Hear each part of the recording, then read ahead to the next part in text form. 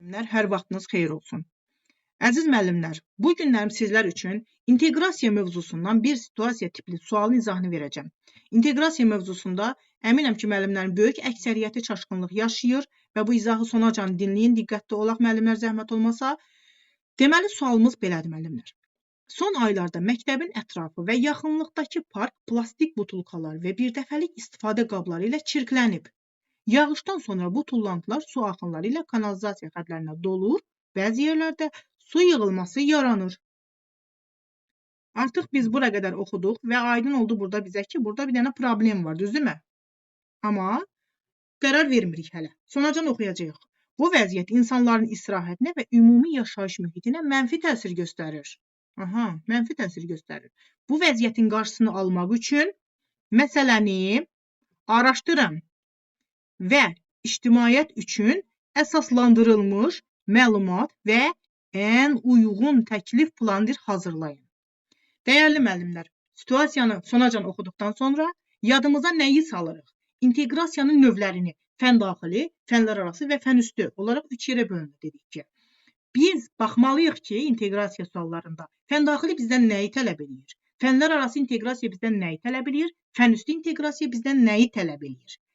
Bu situasiyaya əsasən də biz baxacağıq. Artıq inteqrasiyanın növlərini bilirik, tələblərini bilirik. Buna görə qərar verəcəyik. Bu situasiyaya diqqətlə baxanda biz görürük ki, bu situasiyada real bir problem var, həyati bir problem var, real problem olduğunu görürük və bizdən həmin real problemi həlli tələb olunur. Yəni, həyati bacarıq tələb olunur.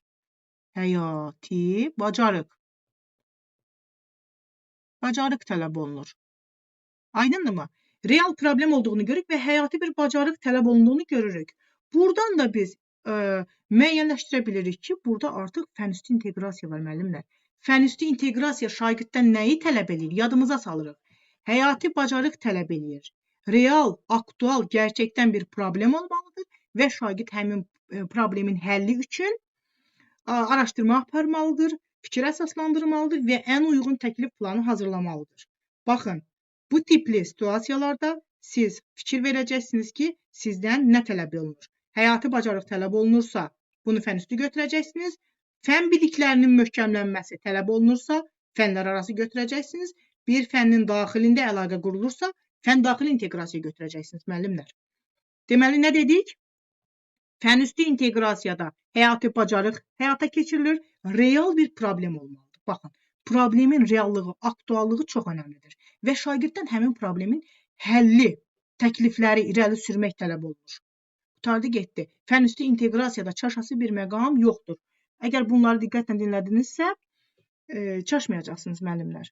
Və bu tipli izahların davamı üçün YouTube kanalıma abunə olmağınız kifayətdir. Çünki həmin kanalda tez-tez bu tipli izahlar paylaşılacaq və orada sizlərə dəstək məqsədi ilə sınaqlarımız olacaq müəllimlər. Sağ olun, diqqətiniz üçün təşəkkür edirəm.